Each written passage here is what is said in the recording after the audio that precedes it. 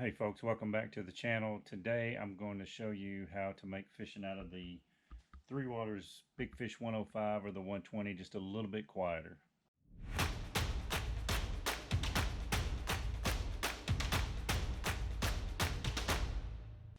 Alright guys, welcome back. So I have the Three Waters Big Fish 105, and a pretty common complaint is the bottom of the kayak is hard plastic, which can be pretty noisy when you're fishing. So I generally fish out of flip-flops or some sort of shoe, and just sliding your foot across it can be kind of noisy and can scare some fish. So this is what the bottom of the kayak looks like, and you can tell it's hard plastic, and it does, just moving your finger across it makes a little bit of noise. Now obviously it's not making that much noise, but just moving your feet across it can be enough to scare fish, and I did scare some fish the last time I was out with it. So I'm a member of a couple of Facebook groups. Three Waters has their own owners group on Facebook, and I saw a couple of people do this, and I just happened to be in Walmart last week and ran across this yoga mat, and for $7.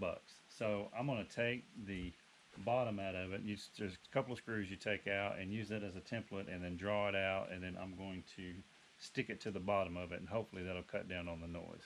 So this is just a yoga mat from Walmart. I think it was $7, probably $8 with tax, and I just got lucky, and they happened to, and that's what caught my eye, was it is pretty close to the same green that's on the kayak.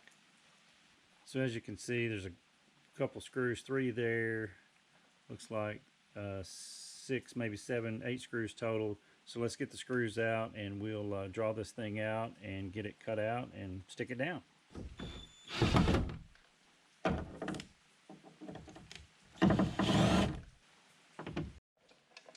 Alright, so I used a drill on the other ones, just real light. I didn't go overboard spinning them out of there.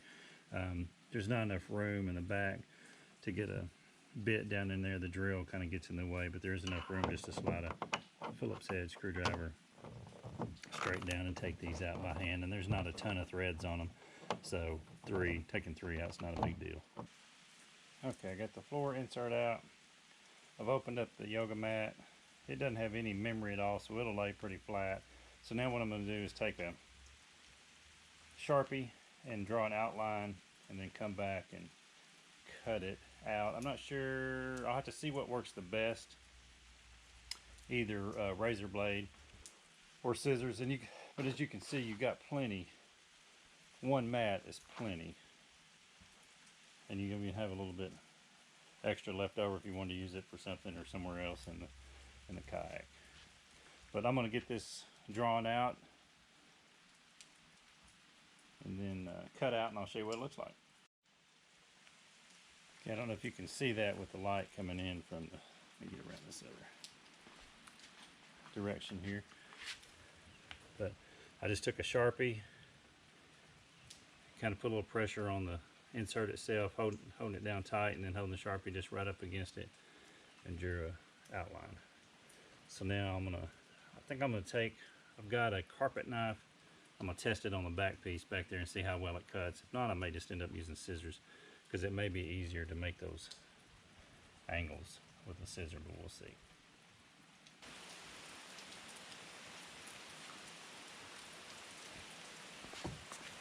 Alright, moment of truth here.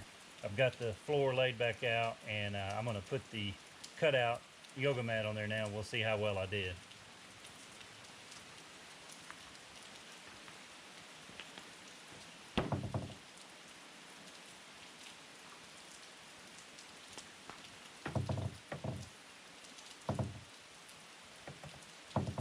Alright, looks pretty good. It's curling a little bit on this end, but when I stick it down, I think it'll be fine.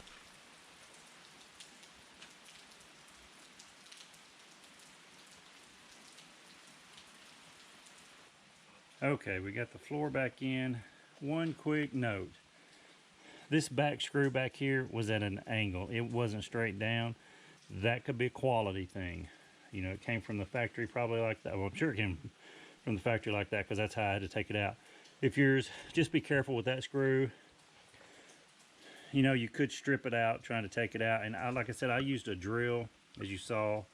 And I went real easy backing them out and super easy going back in, putting them back in, so I didn't strip them out or strip the plastic out.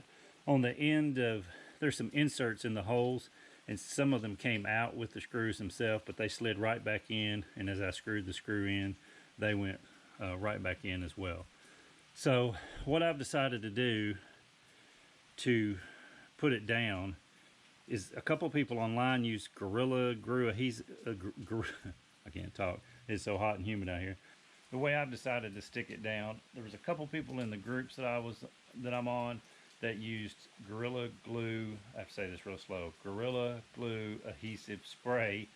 That's the Arkansas in me. To hold it down.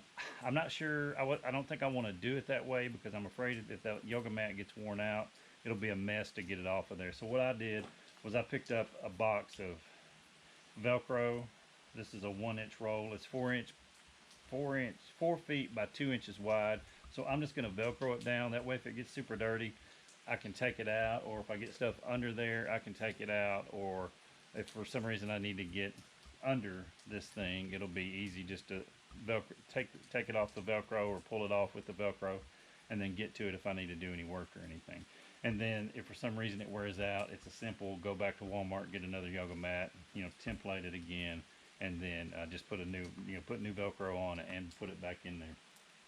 So I'm going to put some Velcro on the floor and the yoga mat and get it installed, and then I'll show you kind of what the final product looks like. All right. One thing I just found out was I did not buy enough Velcro. So that was a 4-foot strip, and it took just about all of it to put down in the floor there. So I'll have to go pick up some more Velcro. But I ran the Velcro right down the middle, so it covers up the screw hole right here. But if for some reason I need to get that out, I'll just pop a hole in there. It's not that big a deal. I did the same thing in the back. It was easier to me. That way I didn't have to measure to try to hit the Velcro perfectly. I just went right down the center of the mat piece that I cut out, and it hits perfect when I lay it in there. There's the mat with the strip on there. And there's the finished product. Looks like there's a wrinkle in there, but I think it's just a shadow. So what I'll have to do, I did the middle first, so I'll come back and lay another strip of Velcro over here and one on that other side. I may do some on the edges up in the front, just in case. I think this piece over here, over time, out in the sun, it will probably flatten back out. I'm going to put some weight on it tonight just to make sure the Velcro has a chance to stick to the mat and the floor really well. I did clean the floor. I didn't have any alcohol or mineral spirits. I had some hand sanitizer, which has about 80% alcohol in it. So I just squirted some of that on there and cleaned the floor off real well before I stuck down the Velcro. And there's our finished project with the seat down. One thing that may end up being an issue for me is I like to slide tackle boxes or bait boxes under my seat when I'm fishing, and I'm pretty positive they're not going to slide on that yoga mat, so I may end up cutting that off, but we'll just wait and see after I fished out of it for a while. There's some marker still on there. I'll try to clean that off with some, from where I cut it out, with some alcohol. That should take it right off. All right, so that's it for this week. I'm going to run out to Walmart and grab another couple boxes of Velcro, get that thing secured completely down, and then at some point, if this rain lets up, I'm going to hit the lake and do a little fishing, try to catch some fish. If you have any questions, drop them in the comments below. I'll be happy to answer any questions about this project or any other thing you've seen me do on my channel. If you want to see future videos, fishing videos, or anything that I do, hit the subscribe button. If you're just not getting enough notifications in your life and you feel like you need one more, you can hit that notification bell and you'll get notified every time I upload a new video. I appreciate you guys watching, and we'll see you next time. Thanks.